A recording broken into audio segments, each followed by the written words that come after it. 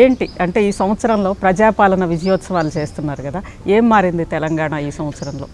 మార్పు కావాలని, అది ఇందిరమ్మ రాజ్యంతోనే సాధ్యమని కరెక్ట్గా సంవత్సరం క్రితం యావత్ తెలంగాణ ప్రజలు ఇందిరమ్మ రాజ్యానికి అండగా ఉండి ఇందిరమ్మ రాజ్యం తెచ్చుకున్నారు. ఈ తెచ్చుకున్న ఇందిరమ్మ ప్రభుత్వంలో ఎన్నికల ముందు ఏవైతే హామీలు చెప్పామో, చెప్పిన హామీల్లో చెయ్యగలిగే వాటిని యుద్ధ ప్రాతిపదిక మీద చేశాం. ఇంకా ప్రతిపక్షం విమర్శిస్తుందని చెప్పేదానికంటే కూడా ఇంకా కొన్ని మేము చెప్పిన వాటిలో చేయాల్సినవి ఉన్నమాట వాస్తవం. ఎన్నికలకు ముందు అనేక పర్యాయాలు ఆనాటి 10 సంవత్సరాల అసెంబ్లీ సాక్షిగా ఆనాటి ప్రభుత్వము మేము చేసిన అప్పులు 3 లక్షల కోట్లని అనేక వేదికల మీద చెప్పేవాళ్ళు. అనేక పర్యాయాలు ఆనాడు ప్రతిపక్షంలో ఉన్న ఈ ఇందిరమ్మ ప్రభుత్వం ప్రతిపక్షంలో ఉండి మీరు అప్పులు ఎంత చేశారు అని అఫీషియల్గా అడిగినా ఇచ్చేవాళ్ళు కాదు. ఎన్నికలకు ముందు ఇచ్చిన హామీలు 3 లక్షల కోట్లు అప్పుంది అని మైండ్లో పెట్టుకొని ఇందిరమ్మ ప్రభుత్వం హామీలు ఇచ్చి, ప్రభుత్వం ఏర్పడిన తర్వాత లెక్కలన్నీ చూస్తే అది 7,19,000 కోట్లుంది. ప్రతి నెల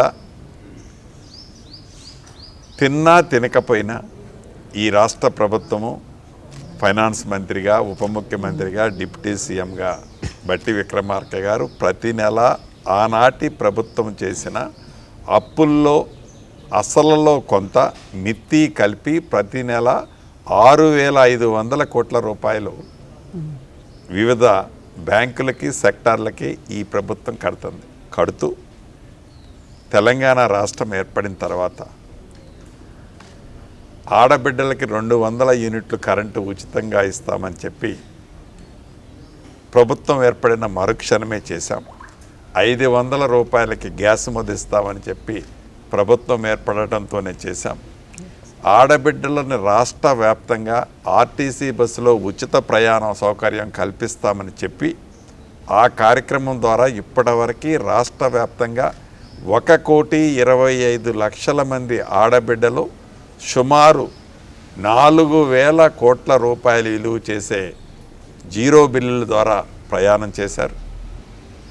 అన్నిటికంటే ఏ ఎన్నికలు లేకపోయినా ఇచ్చిన మాట ప్రకారం 2 లక్షల రూపాయల వరకు రైతన్నలకు రుణమాఫీ చేస్తామని చెప్పి దేశ చరిత్రలో ఏ రాష్ట్ర ప్రభుత్వం దేశంలో చివరికి కేంద్ర ప్రభుత్వం కూడా చేయని విధంగా 21,000 కోట్ల రూపాయలని 25,65,000 మంది రైతన్నలకు రుణమాఫీ చేసిన ప్రభుత్వం ఇందిరమ్మ ప్రభుత్వం. అంతేకాకుండా ఒరేస్తే ఉరే అని చెప్పిన ఆనాటి పెద్ద మనుషుల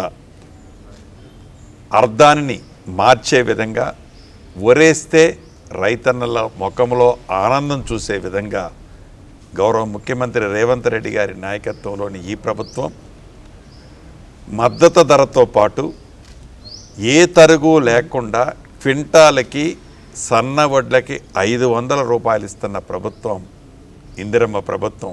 ఆ డబ్బులు కూడా 3 నెలలకో 6 నెలలకో కాకుండా ధాన్యం కొన్న కాటా వేసిన 3 రోజుల్లోనే ఆ రైతన్న ఖాతాలో జమ చేస్తున్న ప్రభుత్వం ఇందిరమ్మ ప్రభుత్వం.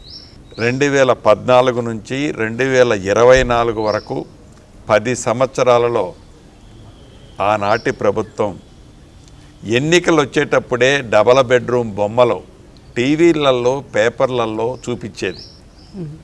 ఈ ఎన్నికల్లో గెలిపించండి, మీకు కూడా ఇటువంటి ఇల్లే ఇస్తామని పేదవాళ్ళకి ఆశ చూపేది.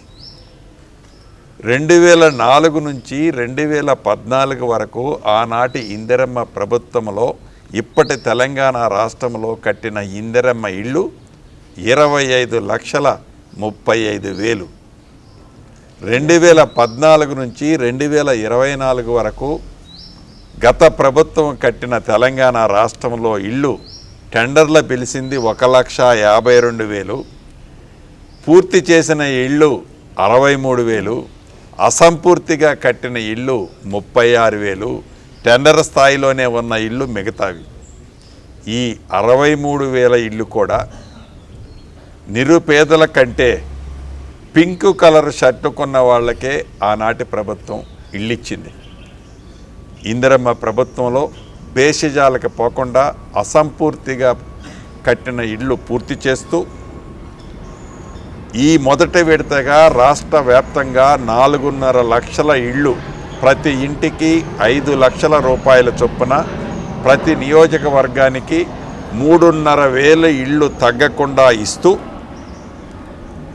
ప్రతి ఇల్లు 400 చదరపు అడుగుల్లో కట్టమని, ఎవరైనా ఆర్థిక స్తోమత ఎక్కువ కట్టుకోగలిగి ఉంటే ఏ నిబంధనలు లేకుండా ఎక్కువగా కూడా కట్టవచ్చని, ప్రతి ఇంట్లో ఒక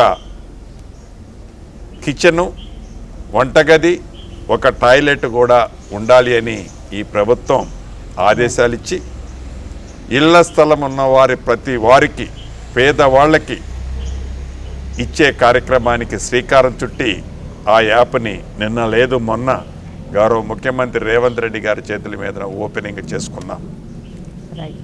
ప్రధానంగా ఆనాటి ప్రభుత్వం ఏదైతే గృహజ్యోతి అనే ఒక కార్యక్రమం ఎన్నికల ఇంకా 2 నెలల్లో వస్తాయనగా తెల్ల పేపర్ని నల్ల పేపర్ చేసే జీవో ఇచ్చి, ఆ జీవోని నమ్మిన సామాన్య పేద ప్రజలు ఎవరైతే ఇళ్ళు కూలగొట్టి కట్టుకున్నారో అర్హులైతే వారికి కూడా ఇందిరమ్మ ఇళ్ళకి ఇచ్చే స్కీమ్ని ఈ ప్రభుత్వం పేదవాడికి ఇవ్వనుంది.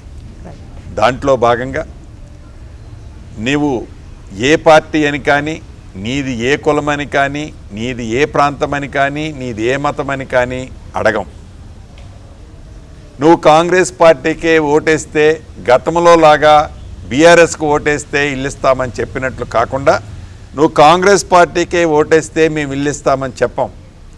వాళ్ళు పేదవాళ్ళు అయి ఉంటే చాలు, ఆ పేదవాడి చిరకాల కోరిక ఇందిరమ్మ ప్రభుత్వంలో ఇందిరమ్మ ఇల్లు ఇచ్చే కార్యక్రమాన్ని శ్రీకారం చుట్టి, ఇది నిరంతరము ఈ రాబోయే 4 సంవత్సరాలలో రాష్ట్ర వ్యాప్తంగా 20 లక్షల ఇళ్ళు కట్టాలనే లక్ష్యంతో ఈ ప్రభుత్వం పనిచేస్తుంది.